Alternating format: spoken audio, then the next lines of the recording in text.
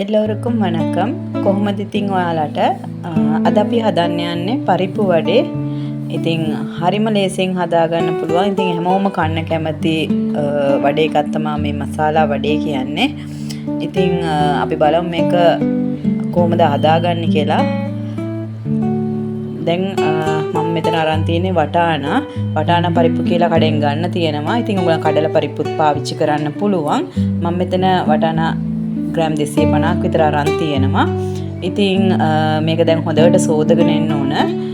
මේ වගේ හොඳට සෝදලා මම දැන් මේක පැය දෙකක් විතර පෙඟෙන්න තියෙනවා.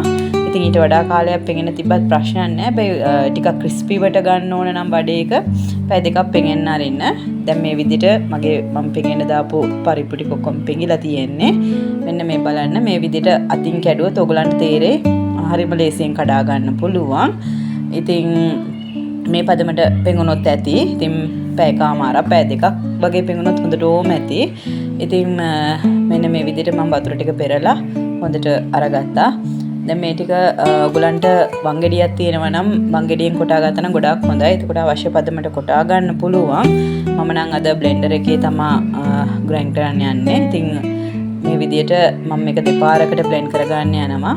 බ්ලෙන්ඩර් එකේ එකවර ගොඩාක් වෙලා බ්ලෙන්ඩ් කරන්න එපා. මේක හොඳටම පොඩි වෙලා යනවා. ඉතින් මම චුට්ටක් අර හැපෙන විදිහට ක්‍රිස්පි වෙලා තියෙන නිසා මම පළවෙනි පාර පොඩි එකම එක වටයයි බ්ලෙන්ඩ් කරන්නේ. මෙන්න මේ විදිහට.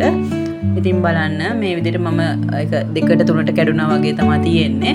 ඉතින් මේ ටික මම භාජනයකට අයින් කරගන්නවා. දැන් මේ විදිහට ඉතුරු වෙලා තියෙන පරිප්පු ටික මම ටිකක් වැඩිපුර කොටා ගන්නවා. මේ ටික හොඳට මම බ්ලෙන්ඩ් කරලා ගන්නවා.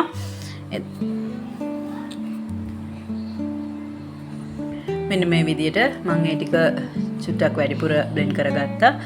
මොකද මේ අපිට අල්ලන්න පුළුවන් පදමක් තියෙන්නත් ඕනේ වඩේ එක. මෙන්න මේ විදිහට අතට ඇල්ලන්න පුළුවන් විදිහට. මොකද ලුණුවේම දැම්මම අපිට සමහරක් වෙලාවට අල්ලගන්න බැරි වෙනවා. ඉතින් ඕනාට වැඩිය බ්ලෙන්ඩ් කරාමත් වඩේ එකේ තරම් රසක් එන්නේ නැහැ. චුට්ටක් අර ක්‍රිස්පි වට තියෙන්නත් ඕන. දැන් මම මේකට කපාගත්තු ලුණු භාගයක් විතර දාගත්තා. චූටිවට කපා ගන්න ඕනේ. ඒ වගේම කරපිංචා පොඩිවට කපාගෙන දැම්මා. ඒත් එක්ක මම අද පාවිච්චි කරේ වියලි මිරිස්. ඉතින් ඔයගලන්ට කැමති නම් අමු මිරිස් පාවිච්චි කරන්න පුළුවන්. දැන් මම ලුණු එකතු කරගත්තා. ඉතින් ලුණු මුලින්ම වැඩිපුර එකතු කරගන්න එපා. එක වඩේ එකක් බැදලා බලලා රස බලලා ඊට පස්සේ Tamanට අවශ්‍ය ප්‍රමාණයට ලුණු එකතු කරගන්න. මෙන්න මේ විදිහට දැන් මේ ඔක්කොම කලවම් කරගන්න. ඉතින් ඔයගලන්ට කැමති නම් මේකට අමු මිරිස් පාවිච්චි කරන්නත් පුළුවන්. ඒ වගේම සුදු ලුණු ටිකක් අරලා දාන්න පුළුවන්. ඉතින් තමන්ගේ රසය අනුව මේක ඔයගලන්ට වෙනස් කරගන්න පුළුවන්. සමහරක් අය කෑලි මිරිස් දානවා. ඉතින් මම නම් ඒ කිසි දෙයක් පාවිච්චි කරන්නේ නැහැ. මේ විදිහට දැම්මත් ගොඩක්ම රසයි. මෙන්න මේ විදිහට අතට ඇල්ලෙන ප්‍රමාණයට තිබ්බොත් හොඳටම ඇති. මම මේ වගේ හැඩයට කොහමද ග්‍රෑම් 250කින් මට වඩේ 20ක් 25ක් විතර මෙන්න මේ ප්‍රමාණයට හදා ගන්න පුළුවන්. ඉතින් ඔයගලන් try කරලා බලන්න. ඉතින් දැන් අපි මේ ටික බෙදගමු. දැන් මම තාච්චුවක් ලිපේ තියලා තෙල් ටික රත් වෙන්න තියලා තියෙන්නේ. ගින්දර වැඩි කරගන්න එපා. මේ ගින්දර හැමතිස්සෙම අඩුවෙන්ම තියාගන්න. මොකද ගින්දර වැඩි කරොත් වඩේ එක ටක් ගාලා කර වෙන්න බලනවා. ඒත් එක්කම ඇතුළ තැම්බෙන්නේ නැහැ. මේ විදිහට වඩේ එක මේ හැඩයට මම දැන් දාගත්තා. ඔයගලන්ට කැමති නම් මේක බෝල විදිහට හදා ගන්න පුළුවන්. ඉතින් කැමති හැඩයකට මේ වඩේ එක හදා ගන්න පුළුවන්. මේ විදිහට බෙද ගන්න.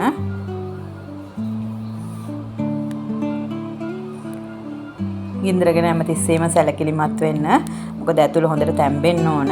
එතකොට තමයි මේක හොඳට ක්‍රිස්පි වට ඇතුළ තැම්බිලා වටේට ක්‍රිස්පි වට එන්නේ.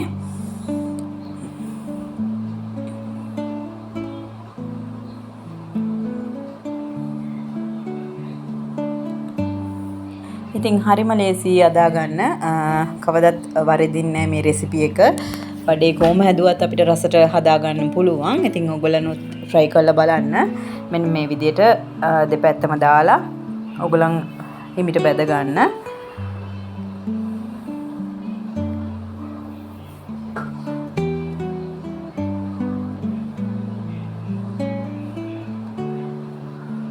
මේ විදිහට වඩේ හදලා කොහමද කියලා මට කමෙන්ට් කරන්න.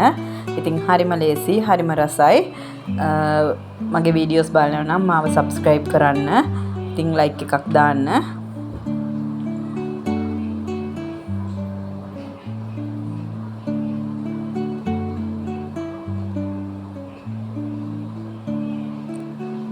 මේ පාටට රන්වන් පාට වෙනකම් බැදගෙන මේ ටික අයින් කරගමු.